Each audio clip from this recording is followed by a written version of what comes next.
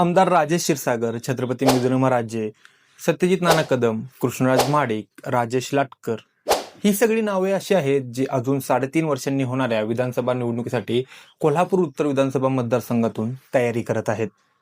सध्या राजेश क्षीरसागर हे विद्यमान आमदार असून राजेश लाटकर हे अपक्ष म्हणून महाविकास आघाडीच्या पाठिंब्याने यंदा विधानसभेला उमेदवार होते.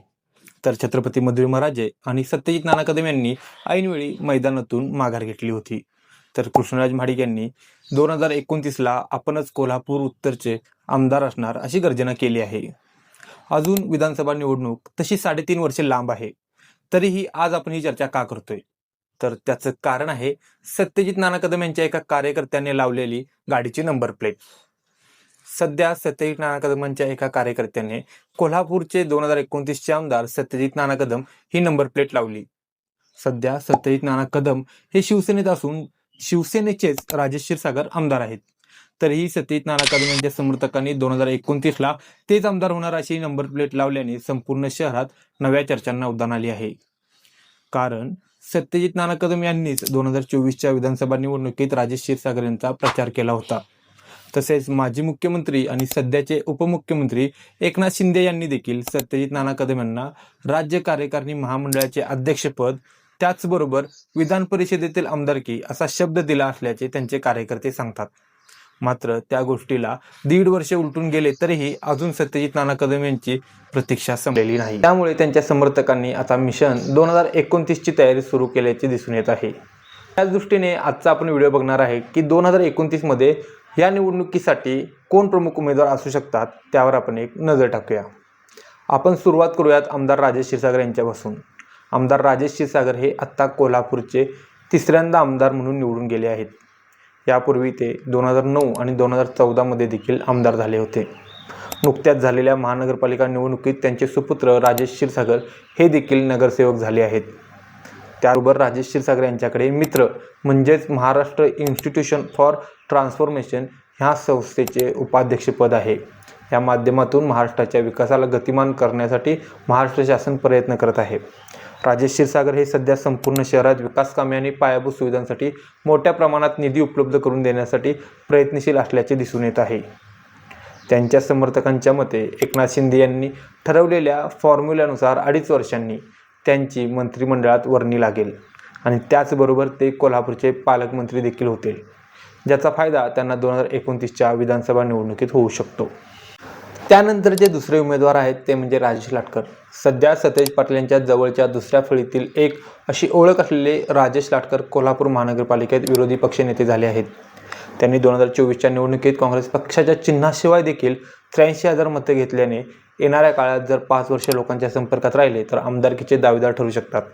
मात्र काँग्रेसकडून कोणाला तिकीट मिळणार आणि आमदारकी कोण लढणार याचा सध्या सर्वाधिकार सतेज पाटील यांच्याच हातात असल्याचे दिसून येत आहे. त्यानंतरचे उमेदवार आहेत कोल्हापूरच्या राजघराण्यातील छत्रपती महाराजे, खासदार छत्रपती शाहू महाराज यांच्या सूनबाई आणि माजी आमदार मालोजीराजे छत्रपती यांच्या त्या पत्नी होत. त्याचबरोबर कोल्हापूरचे दीर्घकालीन आरोग्यमंत्री दिग्विजय खानविलकर यांच्या त्या कन्या देखील आहेत. या सर्वांबरोबरच त्यांची स्वतःची एक ओळख आहे. त्या स्वतः शहरातील सामाजिक कार्यात सक्रिय असतात. त्याचबरोबर शहरातील पेठेतील प्रत्येक घरात त्यांचे एक वेगळे वलय दिसून येते. त्यांच्या मागे मोठा जनसमुदाय दिसून येतो. 2024च्या निवडणुकीत त्यांना घ्यावी लागलेली माघार ही काँग्रेससाठी कोल्हापूर उत्तर, कोल्हापूर दक्षिण आणि करवीर विधानसभा मतदारसंघासाठी मोठी अडचण ठरल्याचे बोलले जात आहे. 2024च्या निवडणुकीनंतर देखील त्या सध्या सामाजिक कार्यात सक्रिय असून त्यांनी महापालिका निवडणुकीत काँग्रेसच्या उमेदवारांचा प्रचार देखील केला होता.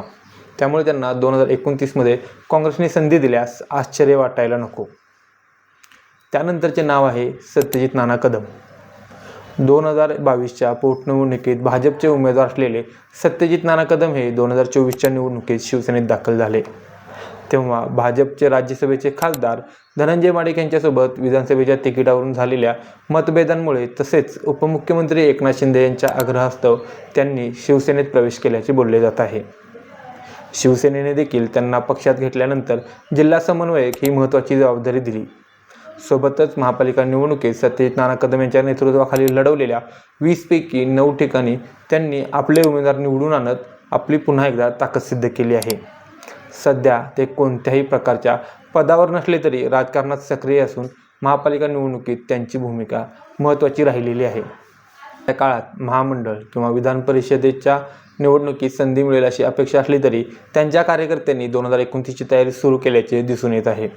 त्यानंतरचे शेवटचे उमेदवार आहेत कृष्णराज महाडिक. कृष्णराज महाडिक हे कोल्हापूर उत्तर विधानसभा तसेच महापालिका निवडणुकीत लढण्यासाठी इच्छुक होते. मात्र पक्षाने त्यांना थांबण्याचे आदेश दिले आणि ते थांबले देखील. सध्या पक्षाने त्यांना युवा मोर्चाचे प्रदेशाध्यक्ष म्हणून संधी देत त्यांचे हात बळकट केले आहेत. त्यांनी देखील कोल्हापूर उत्तर विधानसभा तसेच शहरातील इतर भागात आपले स्वतःचे वर्चस्व निर्माण करण्यासाठी स्वतःची टीम बनवण्यावर भर दिला आहे. आता पक्षाने त्यांना इतकी मोठी संधी दिल्याने येणाऱ्या काळात पक्ष त्यांना नक्कीच विधानसभेची उमेदवारी देईल अशी शक्यता कार्यकर्ते बोलून दाखवत आहेत.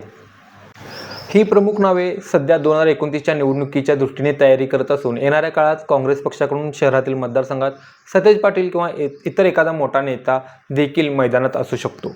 त्याचबरोबर भाजपकडून महेश जाधव, विजय जाधव यांच्यासोबतच आत्ताच्या महापौर रूपाराणी निकम यांनाही संधी दिली जाऊ शकते.